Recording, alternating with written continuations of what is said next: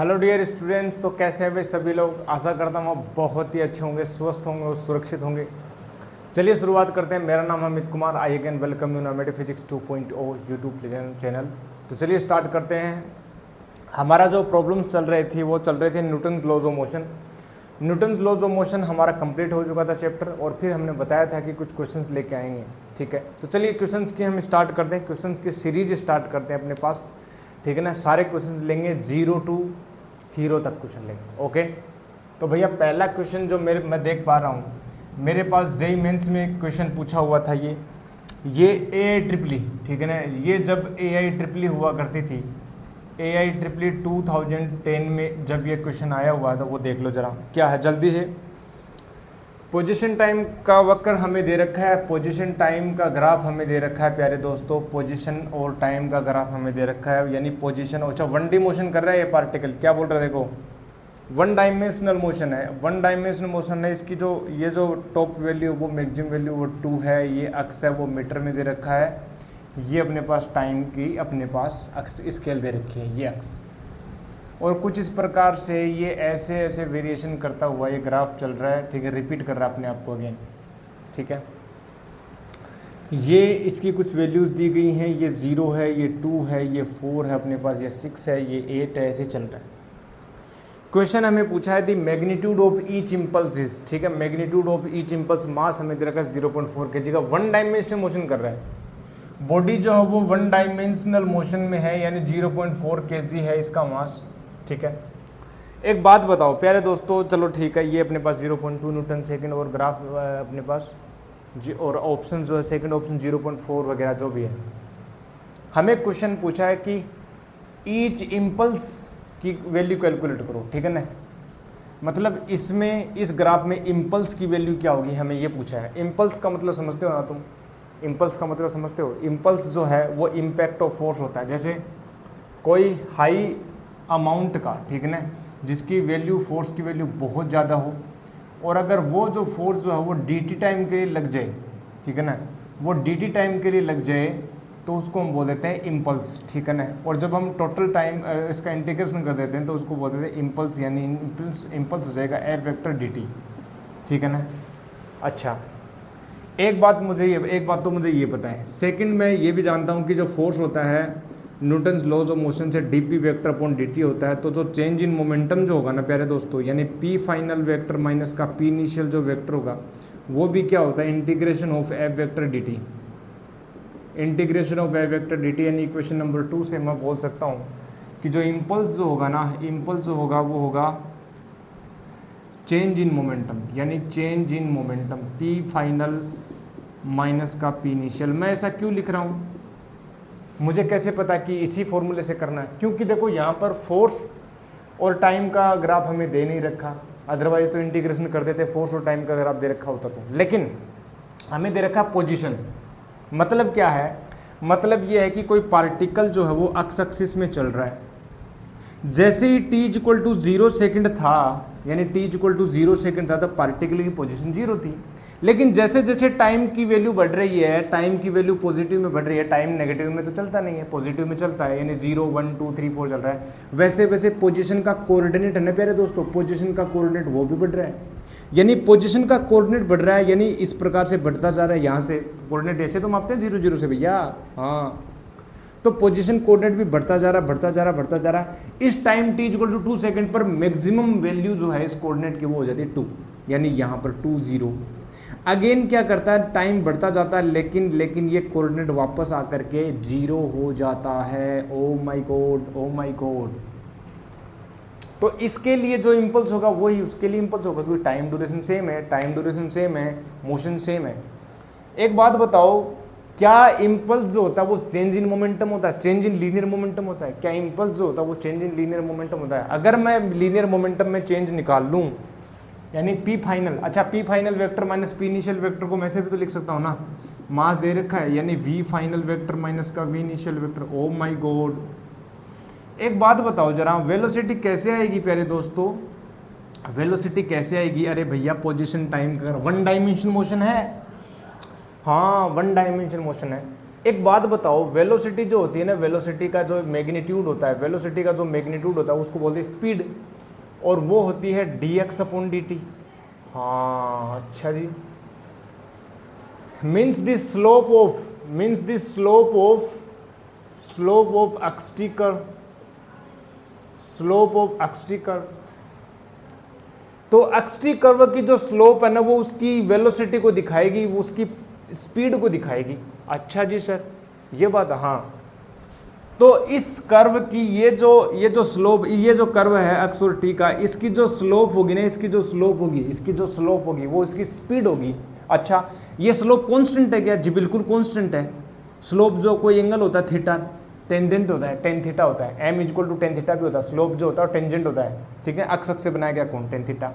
अच्छा जी, ये अपने पास इस प्रकार से अक्स, इस प्रकार से पार्टिकल इस प्रकार से मोशन कर रहा है। देखो पॉजिटिव कोऑर्डिनेट टाइम के साथ बढ़ रही है पॉजिटिव, तो इस प्रकार से वेलोसिटी की डायरेक्शन क्या होगी? पॉजिटिव होगी। हाँ, तो इस ग्राफ के लिए यानी 0 to 2 सेकंड में पोजीशन इस प्रकार से बढ़ रही है, इसका मतलब वेलोसिटी इस प्रकार से है, यानी इनिशियल वेलोसिटी क्या है? पॉजिटिव है। और उसका मैग्नीट्यूड मैं निकाल सकता हूँ। मैग्नीट्यूड जो वो स्पीड को दिखा देगा, यानी dx अपॉन dt हो जाएगा, मतलब उसकी स्लोप हो जाएगी। क्या स्लोप निकाल सकते हो? जी सर। अच्छा, ये 2 है, ये 2 है, तो टेन थीटा कितना होगा? 45 डिग्री हो गया, सॉरी 1 हो गया।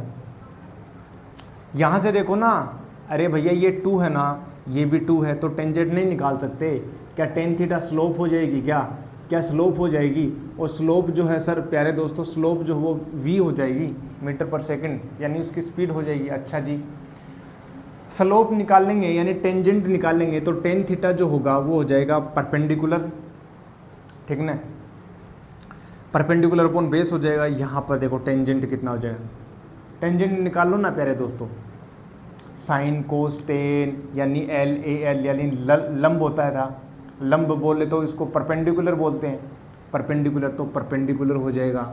अच्छा, और फिर ए मतलब बेस यानी आधार, परपेंडिकुलर अपॉन बेस, ये हो जाएगा हाइपोटेन्यूज, ये हो जाएगा परपेंडिकुलर, ये बेस। इतना इजी तो है, 2/2 1, यानी 2/2 1, यानी थीटा इज इक्वल टू 45, यानी ten theta is equal to 1 आ गया, यानी v इज इक्वल टू 1 आ गई।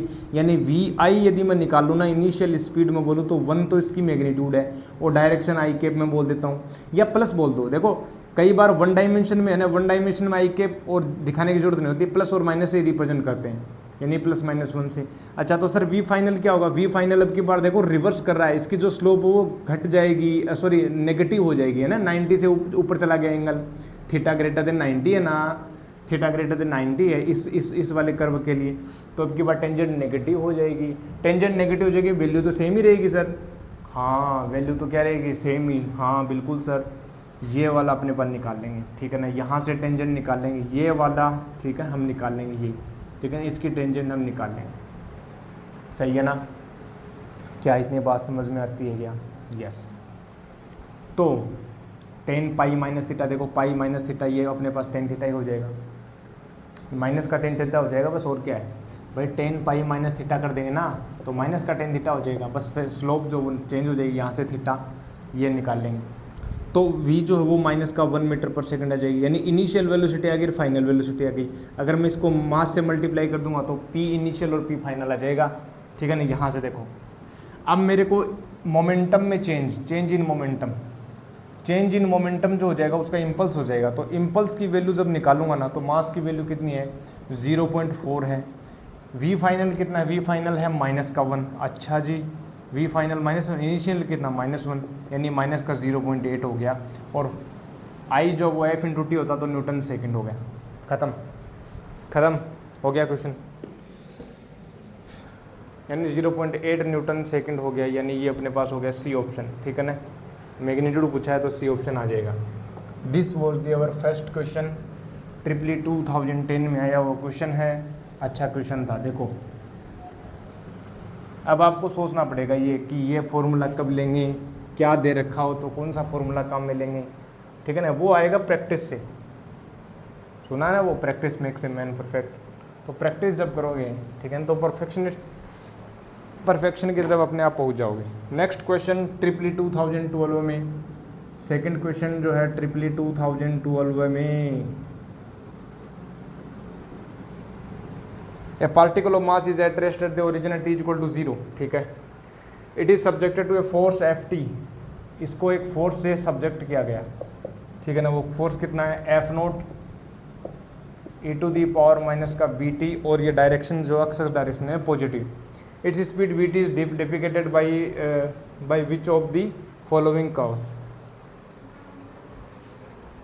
मतलब ये है, कोई एक पार्टिकल है, ठीक है ना, पार्टिकल है, इसको इस फोर्स से हम इसको चला रहे हैं भैया। अब फोर्स है तो एक्सेलरेशन आएगा, एक्सेलरेशन आएगा तो भैया वेलोसिटी में तो चेंज होगा ही होगा, ठीक है। रेस्ट से स्टार्ट कर रहा है, यानी इसकी स्पीड कितनी है, पहले रेस्ट है, और ये बोल रहा है किसी टाइम टी पर ये पार्टिकल की स्पीड कितनी होगी वो हमें बता दो भैया, सिंपल सी बात है, वो बता दो। तो इसमें न्यूटन्स की जो इक्वेशंस हैं, जो अपने पास जो v vector equal to u vector plus a vector into t होता था, 3 इक्वेशन जो न्यूटन्स की जो इक्वेशंस थी वो हम लगा नहीं सकते, क्योंकि फोर्स जो वो एक्सेलरेशन जो है ना प्यारे दोस्तों, एक्सेलरेशन देखो यहाँ से देखो, acceleration a equal to Ft upon m हो जाएगा क्या, बिल्कुल। तो एक्सेलरेशन जो है ना, एक्सेलरेशन वो कांस्टेंट नहीं होकर टाइम डिपेंडेंट है, और वो जो इक्वेशंस हम लगाते थे वो कांस्टेंट एक्सेलरेशन से लगाते थे। टाइम जैसे जैसे बढ़ेगा तो एक्सेलरेशन भी चेंज होगा, तो एक्सेलरेशन चेंज होगा ना, तो इसलिए वो इक्वेशन नहीं लगा सकते कि v equal to u plus a t, यानी u को वैल्यू 0 रख दो और a रख दिया, t लगा दिया इस टाइम t पर, नहीं, ऐसा नहीं होगा।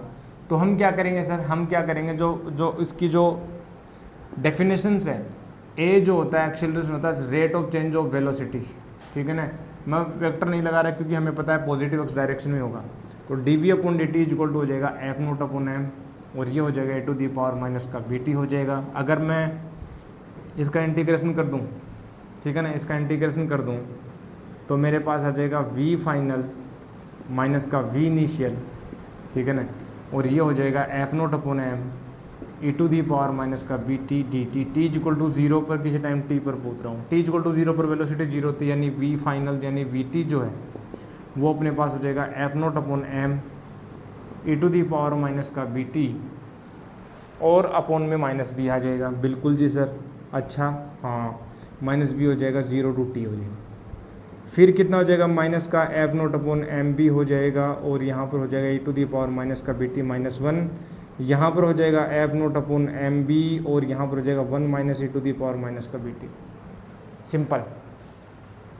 टाइम जब 0 रखो, टाइम जब 0 रखोगे ना, तो ये वेलोसिटी किस प्रकार से आ रही है, टाइम जब 0 रखोगे तो वेलोसिटी तो 0 है, लेकिन जैसे जैसे टाइम की वैल्यू इनफाइनाइट की तरफ लेके जाओगे, यानी इसकी वैल्यू कांस्टेंट बनेगी, जैसे जैसे वैल्यू, और ये एक्सपोनेंशियल इंक्रीजिंग ग्राफ है, कुछ इस प्रकार से आएगा। अब मुझे बता दो ना वो कौन सा ग्राफ है, मुझे बता दो प्यारे दोस्तों वो कौन सा ग्राफ है, let me see. So the graph will B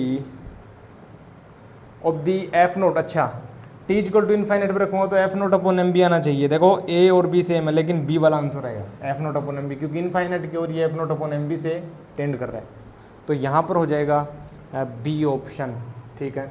जल्दी से नेक्स्ट क्वेश्चन करते हैं, बहुत ही हल्के हल्के सस्ते सस्ते क्वेश्चन दे रखे हैं। Next question,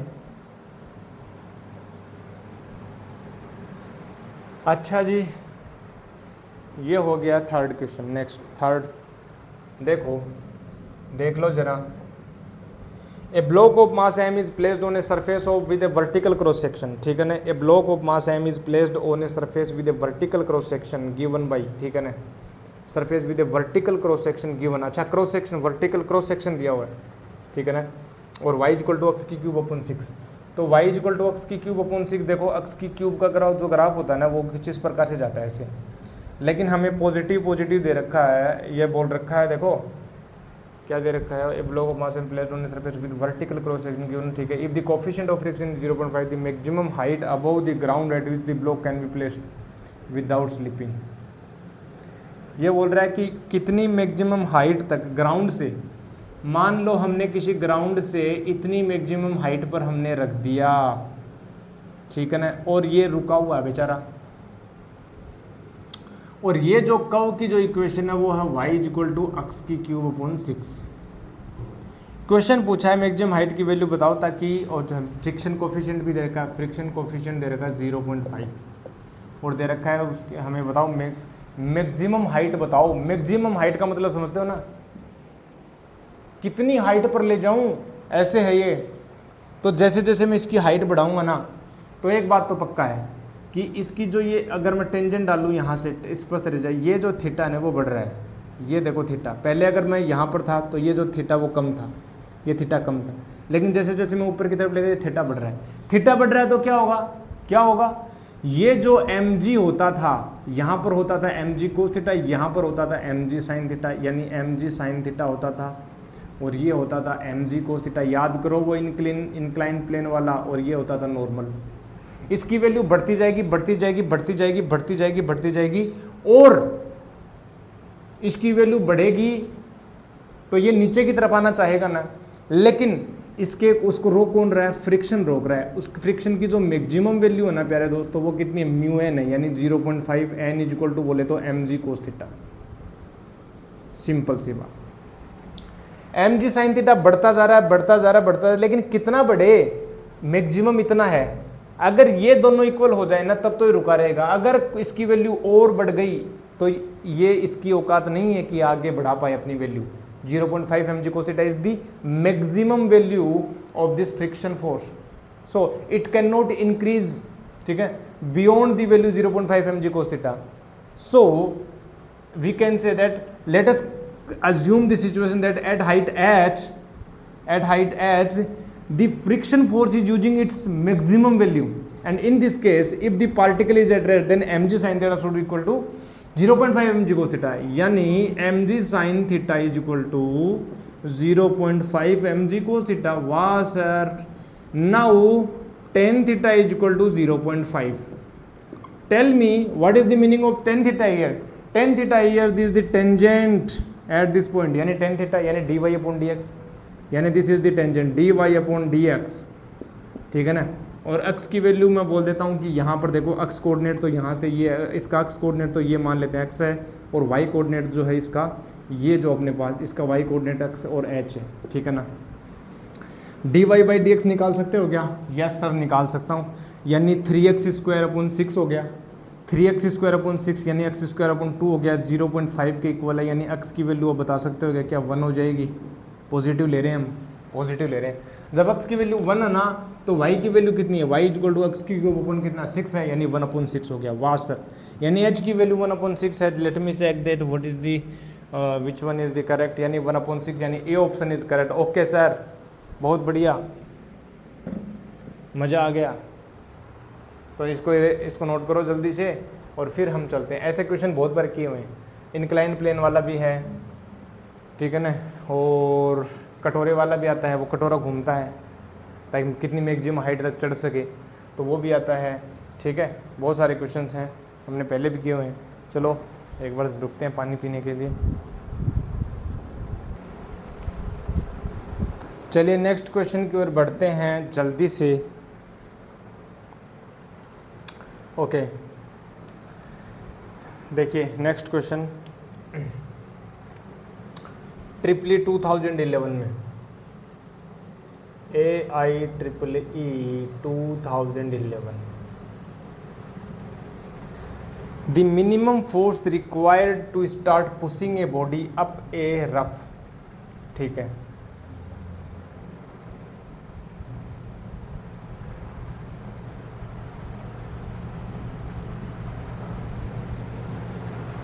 the minimum force required to start pushing a body, minimum force पूछा है, ठीक है ना। ये मान लो कोई ऑब्जेक्ट है और ये थीटा रखा हुआ है, अब is inclined plane is F, minimum force required, कितना मिनिमम फोर्स लगाऊं ताकि ये ऊपर की तरफ क्या कर सके, चल सके। Force required to start pushing a body up a rough incline surface is F1, उसको इसने F1 बोल रखा है।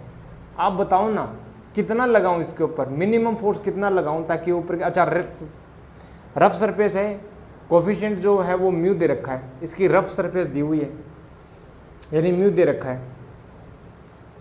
While the minimum force needed to prevent it from sliding down, ठीक है ना, स्लाइडिंग डाउन से करने के लिए F2 है।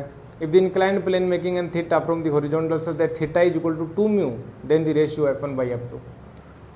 थीटा जो दे रखा टेन थीटा दे रखा है प्यारे दोस्तों, ten theta is equal to कितना दे रखा है, 2 म्यू दे रखा है।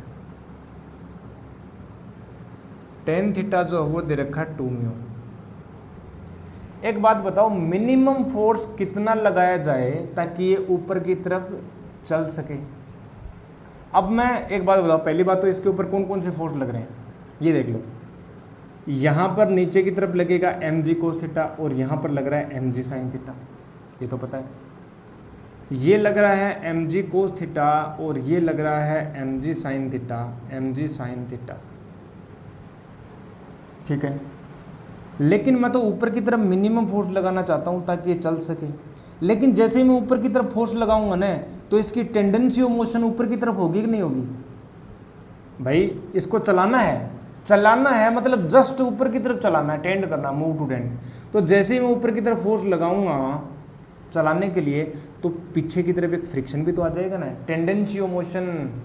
याद करो प्यारे दोस्तों, इसकी टेंडेंसी ऑफ मोशन ऊपर की तरफ है, तो जिसकी टेंडेंसी ऑफ मोशन ऊपर की तरफ होगी तो फ्रिक्शन इसके जस्ट नीचे की तरफ लगेगा, अपोजिट लगेगा ना। हाँ बिल्कुल। अच्छा, कितना है फ्रिक्शन फोर्स की मैक्सिमम वैल्यू? जो मैक्सिमम वैल्यू है ना वो हो जाएगी म्यू एन, यानी म्यू एन बोले तो mu m g cos theta, ठीक है ना। इसका मतलब ये दोनों फोर्स के इक्वल हमें F1 फोर्स लगाना चाहिए।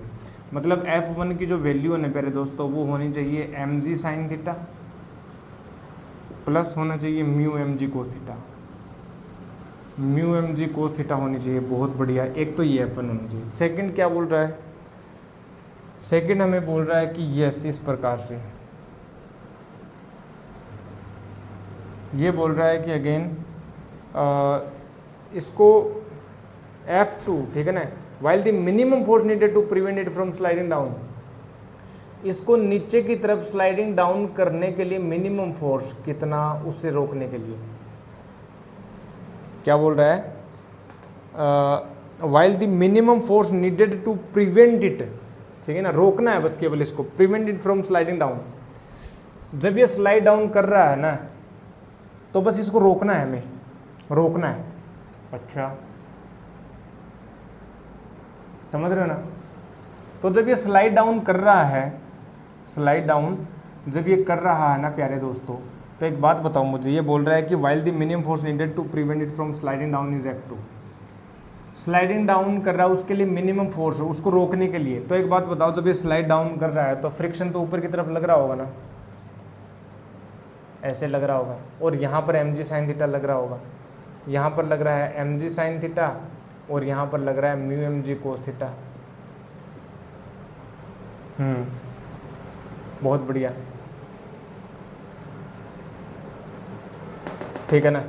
इसका मतलब ये नीचे की तरफ चल रहा है, स्लाइडिंग हो रहा है, इसको रोकने के लिए मिनिमम फोर्स कितना लगाना चाहिए? तो जब ये स्लाइड कर रहा है नीचे की तरफ, नीचे की तरफ स्लाइड कर रहा है, तो इसके ऊपर कितना फोर्स लग रहा है उतना फोर्स अपोजिट में लगा दो, ठीक है ना, उतना फोर्स अपोजिट में लगा दो, मिनिमम उतना तो लगाना ही पड़ेगा। अच्छा, तो स्लाइडिंग से रोकने के लिए पहली बात तो जब स्लाइड कर रहा है, व्हेन इट इज स्लाइडिंग, तो फोर्स कितना लग रहा है नीचे की तरफ, फोर्स कितना लग रहा है? वो फोर्स लग रहा है m g sine theta, m g sine theta minus का mu m g cos theta, इतना फोर्स लग रहा है नीचे की तरफ। और अगर मैं इतना ही फोर्स अगर मैं ऊपर की तरफ लगा दूं, इस तरफ अगर इतना ही फोर्स लगा दूं, यानी F2 जो दे रखा है वो इसके इक्वल आएगा। समझ रहे हो ना, स्लाइड कर रहा है ना, ये कह रहा है minimum force needed to prevent it from sliding down. Sliding down से प्रिवेंट करना है तो इतना लगाना पड़ेगा, क्योंकि स्लाइडिंग हो रहा है तो इतना फोर्स लग रहा है। और जब ये इसको बोल रहा है कि ये ऊपर की तरफ चलाने के लिए इतना मिनिमम चाहिए, तो दोनों को डिवाइड कर दो, आंसर आ जाएगा। Ten theta is equal to 2 mu रख दो।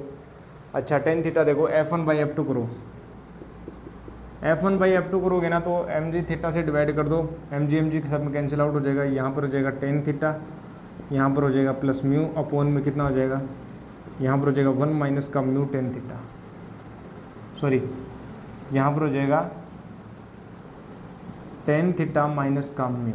अब देख लो म्यू इज इक्वल टू कितना है, ten theta is equal to 2 mu है, तो 2 म्यू है तो ये हो जाएगा 3 म्यू और यहाँ पर हो गया म्यू यानी 3 आंसर आ गया, ख़त्म, ये ऑप्शन। ओके, नेक्स्ट क्वेश्चन हो गया।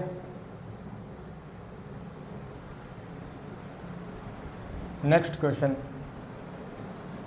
ए particle is moving with a uniform speed in circular orbit of radius R. Okay, uniform speed से चल रहा है, हम बोले चल रहा है, बहुत बढ़िया, अच्छी बात है, मजा आ गया। इन ए सेंट्रल फोर्स, ठीक है, सेंट्रल फोर्स कितना दे रखा है देखो, ये जेईई मेंस में 2018 में पूछा हुआ क्वेश्चन है, nth power of the R, ठीक है, इनवर्सली प्रोपोर्शनल।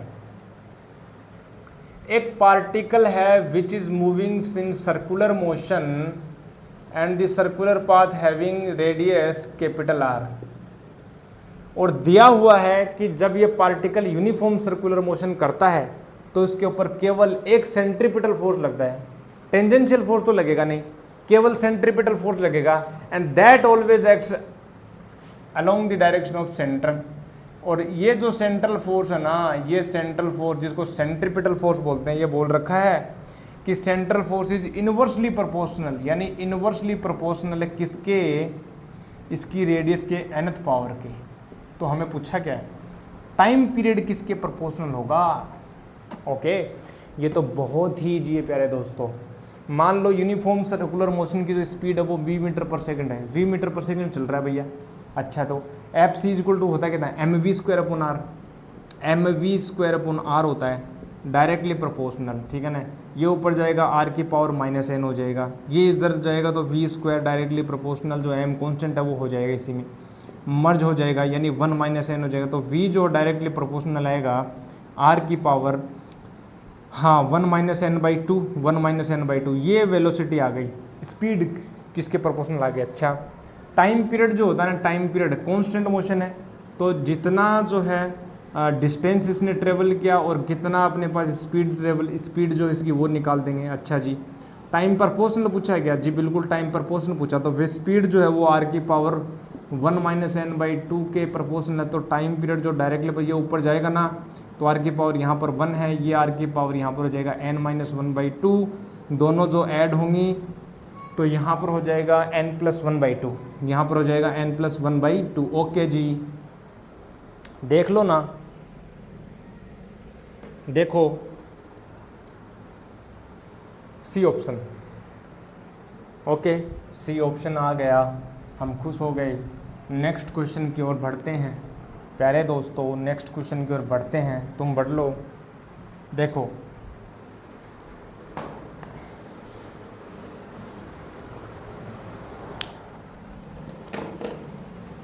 क्या है, क्या कहना क्या चाहते हो भाई साहब। जेईई मेंस 2019 है क्या, 2019 है क्या बोल रहे हो आप। एक 10 किलो का एक ब्लॉक है, रफ इंक्लाइंड प्लेन पर रखा हुआ है, H1 figure, a force of 3 newton is applied on the block, 3 newton का कॉन्स्टेंट अप्लाइड कर रखा है। The coefficient of static friction between the plane is 0.6, यानी म्यू जो है 0.6 दे रखा है, लिख लूँ क्या, म्यू 0.6 दे रखा है, और कांस्टेंट फोर्स लगा रखा है 3 न्यूटन का, ठीक है। अच्छा, कोफिशिएंट 0.6 है। What should be the minimum value, देखो पहले डायग्राम बना लेते हैं। ऐसे कुछ दे रखा है, यहाँ पर ये ब्लॉक है, यहाँ पर इतना 3 न्यूटन का फोर्स लग रहा है, यहाँ पर 45 डिग्री एंगल है, और यहाँ पर P है। ये बोल रहा है कि what should be the minimum value of P of force, minimum value of force P such that the block does not move downward, minimum value of P, ताकि ये नीचे की तरफ गति ना करे, नीचे की तरफ गति ना करे, नीचे की तरफ गति ना करे, नीचे की तरफ गति नहीं करे, बस मिनिमम पूछा है। P की मिनिमम वैल्यू कितनी लगाऊं ताकि ये नीचे की तरफ गति ना करे, बस नीचे रुक जाए, ये हमें ऊपर की तरफ टेंड नहीं कर रहा, नीचे की तरफ गति कर रहा है, इसका मतलब ये इसकी टेंडेंसी ऑफ मोशन नीचे की तरफ है। हमें बस थोड़ा सा फोर्स लगाना है P, ताकि क्या हो जाए, ये ताकि ये क्या हो जाए, बस रुक जाए, नीचे की तरफ गति ना करे। इसका मतलब ये नीचे की तरफ गति कर रहा है। अच्छा, नीचे की तरफ गति कर रहा है, तो नीचे की तरफ इसकी टेंडेंसी ऑफ मोशन नीचे की तरफ है ना, मिनिमम पूछा हमें फोर्स P की मिनिमम वैल्यू ताकि ये रुक जाए। तो टेंडेंसी ऑफ मोशन नीचे है, तो फ्रिक्शन कितना लगेगा, ऊपर की तरफ लगेगा।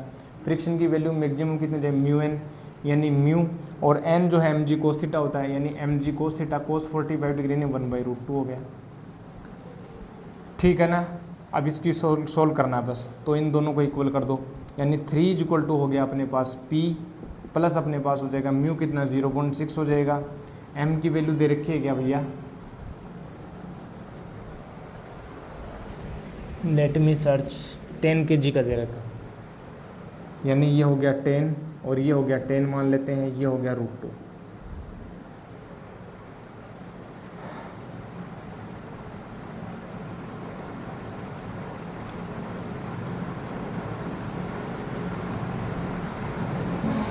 0.6 mg को सही है ना, ये तो म्यू एन, ठीक है ना।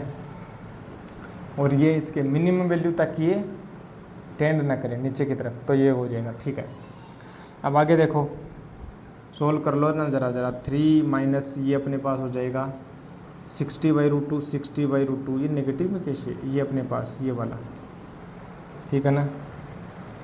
लेट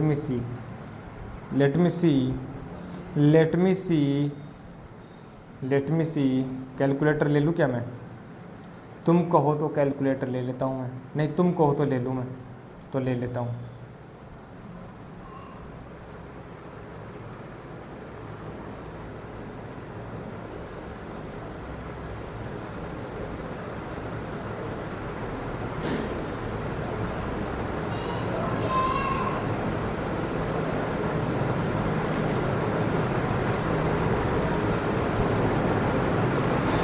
टेंडेंसी ऑफ मोशन नीचे की तरफ है ना इसकी।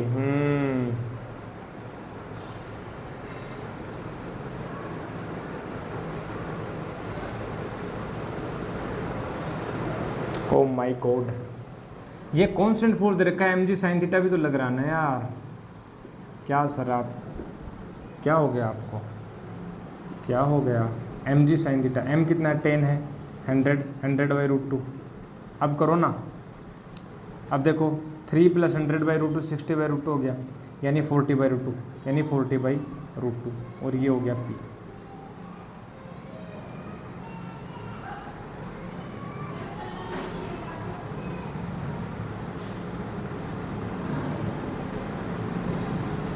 (31.28) अप्रोक्सीमेट 32, तो p की वैल्यू आ गई 32।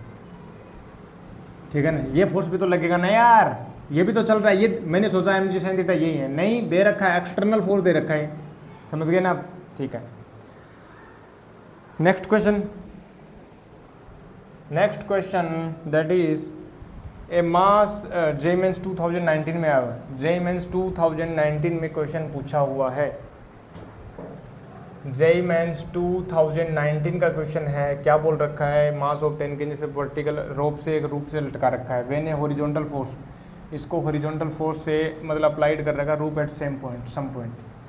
देखो इस प्रकार से लटका रखा है इसको, कितने को 10 kg को लटका रखा है, 10 kg को लटका रखा है। जब इसको एट सम पॉइंट, किसी पॉइंट पर इसको लटका खींचा जाए, तो ये जो है इससे, ठीक है ना, इसको इस प्रकार से खींचा गया, ऐसे इस प्रकार से खींच लिया इसको। तो ये बोल रहा है कि rope deviated at an angle 45 at the rope point, ठीक है, रूप पॉइंट से 45 डिग्री डेविएट हो गई। हमें पूछा गया है, और ये इक्विलिब्रियम में है, तो इक्विलिब्रियम ये फोर्स हमने एक्सटर्नल लगा दिया, the magnitude of force applied, ठीक है ना। अब ये पूछा है, ये तो बहुत ईजी है यार, इसमें 10 kg यानी 100 लगा जाएगा, नीचे की तरफ 100 लग जाएगा, ठीक है ना। ये अपने पास हो जाएगा टेंशन, ठीक है ना। ये 45 डिग्री यानी यहाँ पर हो जाएगा t cos t sin 45 degree यानी 1/√2, और यहाँ पर भी कितना हो जाएगा t/√2। तो t/√2 यानी t तो हो गया 100/√2, और ये t जो t, ठीक है ना, ये t/√2 इसके इक्वल होना चाहिए, यानी t/√2 जो है वो इसके इक्वल होना चाहिए, यानी ये अपने पास हो गया ए ऑप्शन, ठीक है ना। 100 आ जाएगा। इतना ईजी कौन देता है, इतना ईजी कौन देता है भाई, इतना ईजी कौन देता है। JEE मेंस 2019 में again next question, a particle of mass m is moving in straight line with momentum p, starting time t = 0। A particle of mass m is moving in straight line with momentum p से move कर रहा है, ठीक है। Starting at time t is equal to 0, a force f kt acts in the same direction on moving particle during time travel t so that its momentum change from p to 3p। अच्छा, एक particle move कर रहा है, ठीक है ना, already move कर रहा है, p इसका मोमेंटम है, p इसका कितना मोमेंटम है, और t इज इक्वल टू 0 पर जो है ये एक फोर्स लगना स्टार्ट होता है, f is equal to kt, ठीक है ना, सेम डायरेक्शन में लग रहा है, और पार्टिकल कितने टाइम तक लगता है, t टाइम तक लगता है, t टाइम तक लगता है। कितना फोर्स लग रहा है, फोर्स लग रहा है f इज इक्वल टू के टी, सेम डायरेक्शन में, तो पॉजिटिव नेगेटिव वाला फटा खत्म, 1D मान लेते हैं, 1D है, 1D है, स्ट्रेट लाइन दे रखा 1D है। मोमेंटम जो p टू 3p चेंज हो गया, मोमेंटम जो 3p, अच्छा मोमेंटम चेंज हो गया, फोर्स और मोमेंटम कहाँ था, k is constant the value of t। देखो मेरे को एक बात बताओ, ये तो डायरेक्ट हो रहा है ना,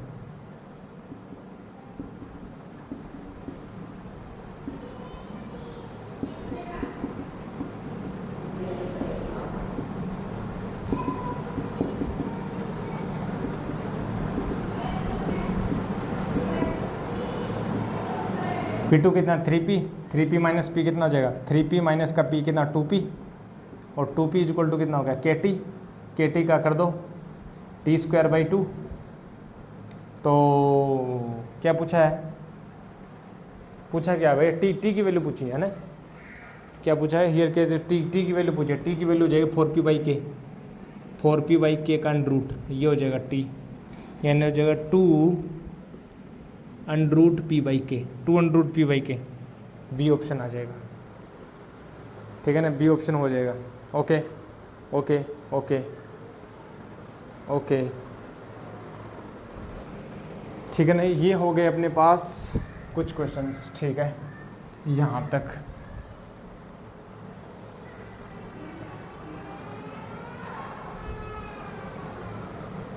तो यहाँ तक अपने पास हुए क्वेश्चन, ठीक है।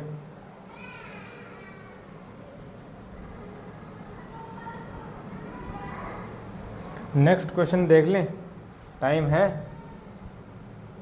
टाइम है,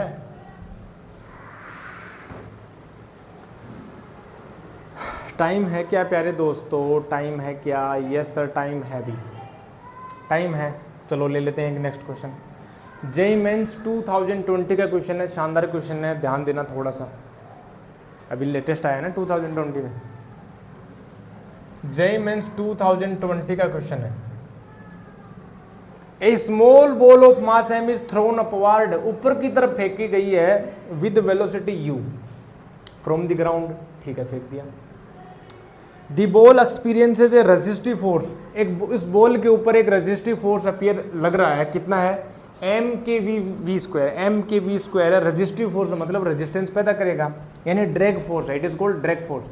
these are velocity dependent forces, ठीक है ना, velocity dependent forces, these are not conservative, ठीक है, नॉट कंजर्वेटिव।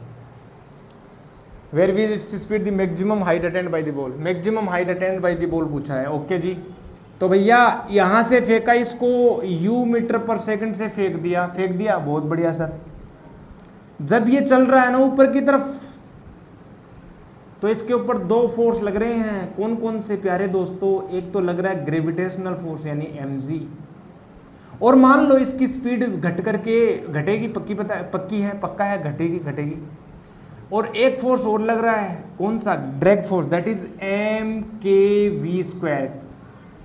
जैसे जैसे वेलोसिटी घटेगी ये फोर्स भी घटेगा, ठीक है ना, क्योंकि ये फोर्स वेलोसिटी डिपेंडेंट है, लेकिन इस इंस्टेंट के ऊपर मैं बोल सकता हूँ कि दो फोर्स लग रहे हैं, और ऊपर की तरफ कोई फोर्स नहीं लग रहा, पर लगा कर छोड़ दिया, यानी इसका जो एक्सेलरेशन यदि ऊपर की तरफ मैं पॉजिटिव डायरेक्शन मानूं, नीचे की तरफ मैं नेगेटिव डायरेक्शन मानूं, तो क्या ये एक्सेलरेशन नेगेटिव हो जाएगा, यानी क्या मैं बोल सकता हूँ माइनस एम से एम हट जाएगा, यानी जी हो गया, और यहाँ से प्लस हो गया, यानी के वी स्क्वायर हो गया। क्या ये एक्सेलरेशन है क्या, यस सर, बहुत बढ़िया भाई, बहुत बढ़िया, ये एक्सेलरेशन है सर। पूछा क्या है, हमें पूछा कि मैक्सिमम हाइट अटेंड है। अब मैक्सिमम हाइट कैसे निकालो, v dv बाई dx होता है sir, a equal to v d v by d x. अच्छा v dv बाई dx होता है, ओ हो, बहुत बढ़िया, शानदार जी, बहुत मज़ा आ गया। v dv बाई dx तो कर दो फिर, v dv बाई dx है तो बहुत ही बढ़िया। ऑप्शन हमारे पास देखो, इसमें ln में दे रखा है टेन इनवर्स दे रखा है, एक ln ये दे रखा है अपने पास, और ये टेन इनवर्स के स्क्वायर प्लस जी। अच्छा जी, बहुत ही बढ़िया, तो कर दो ना सर। तो ठीक है ना, हमें पूछा है कि मैक्सिमम हाइट अटेंड, ठीक है ना, height maximum height attained by the ball, ठीक है ना, मैक्सिमम हाइट अटेंड पूछा है, ठीक है। और एक्सेलरेशन कांस्टेंट भी नहीं है तो वो भी नहीं लगा सकते, वो भी नहीं लगा सकते, वो फॉर्मूले जो इक्वेशंस अपने पास। तो सिंपल हम डेफिनेशन करेंगे, a is equal to v d v by d x से, d v by d t से अपने पास आ जाएगा, इससे अपने पास कितना आ जाएगा, किसी टाइम टी पर उसकी स्पीड आ जाएगी, और मैक्सिमम हाइट के ऊपर इसकी स्पीड हो जानी चाहिए 0 d v by d t. और टाइम अपने पास दे रखा है, नहीं टाइम नहीं दे रखा है, हमें टाइम नहीं दे रखा, इट्स ये बोल रखा है, ठीक है, where v is speed maximum height, ठीक है, वी और हाइट का ही वैल्यू दे रखे हैं, यहाँ पर हाइट 0 है, उस पर मैक्सिमम हाइट हो जाएगी। तो लगाओ ज़रा, अगर मैं यहाँ पर देखो, अगर d v by d t लिखूँगा तो इसमें अच्छा नहीं रहेगा, क्यों नहीं रहेगा, टाइम नहीं है अपने, टाइम तो हमें यहाँ पर यदि मैं 0 मान लूँ विद बैकग्राउंड, ठीक है, टी इक्वल टू टाइम नहीं दे, तो v d v by d x करो के देखो जरा, क्या v d v by d x हो सकता है sir, v d v by d x is equal to अपने पास माइनस का अपने पास इधर मैं जो बोलूँ जी प्लस के वी स्क्वायर, ऐसे लिख सकता हूँ,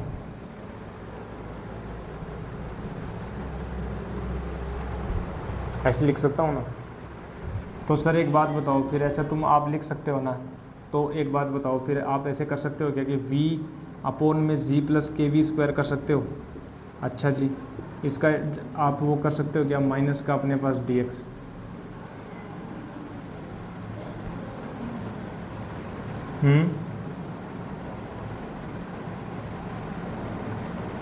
इसका जो है इंटीग्रेशन करेंगे, यानी u से और 0 कर देंगे,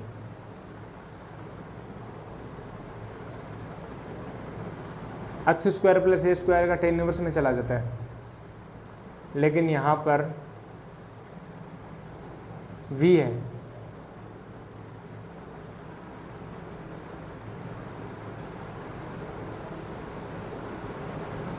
ठीक है, हमें पूछा है कि speed maximum height attained by the ball, maximum height पर इसकी स्पीड हो जाएगी 0, टाइम आ जाएगा, ठीक है ना, और फिर टाइम आ जाएगा तो फिर हम निकाल देंगे इससे, ठीक है जी।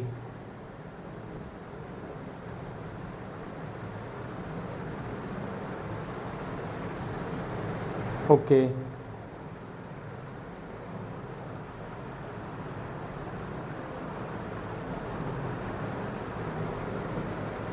अगर मैं यहाँ से इसका डिफरेंशिएशन करूँ, इंटीग्रेशन करूँ, तो फिर कितना हो जाएगा अपने पास, अगर मैं v निकालूँ और टाइम बोल दूँ कि मैक्सिमम हाइट, ठीक है ना, t टाइम में और किस में आ जाएगी, वेलोसिटी में आ जाएगी, ठीक है ना, एक तो ये बन रहा है।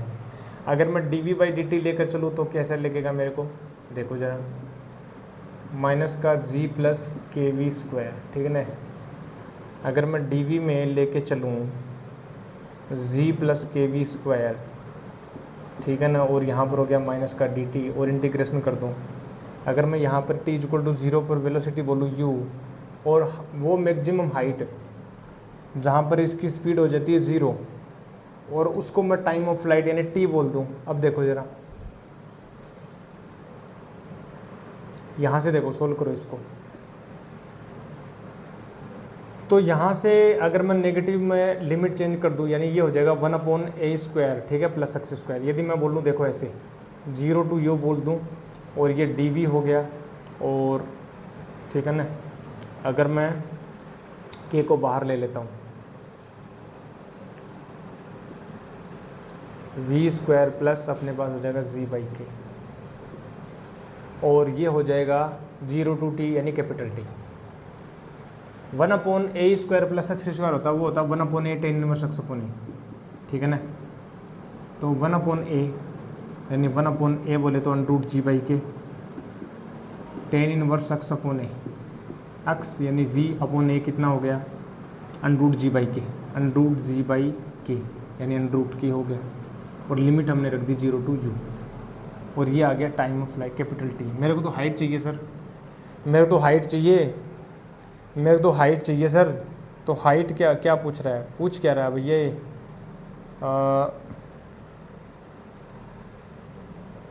The maximum height attend by the ball.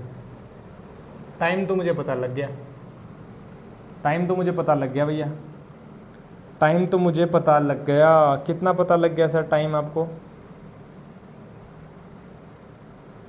Okay,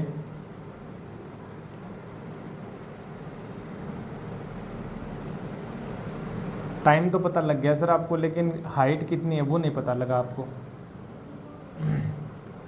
1/√g tan inverse u1√k/g, और ये 0 हो जाएगा कैपिटल टाइम। ये टाइम आ गया, लेकिन पूछा क्या हमें? हमें पूछा है कि the maximum height attained by the ball. Maximum height में तो सर वही लगेगा ये फॉर्मूला, इसमें तो टी आएगा, तो इसमें फिर इसको करना पड़ेगा। सर आपको इंटीग्रेशन नहीं आते क्या? तो इंटीग्रेशन तो करना पड़ेगा ना प्यारे दोस्तों। देखो कैसे करेंगे इसको,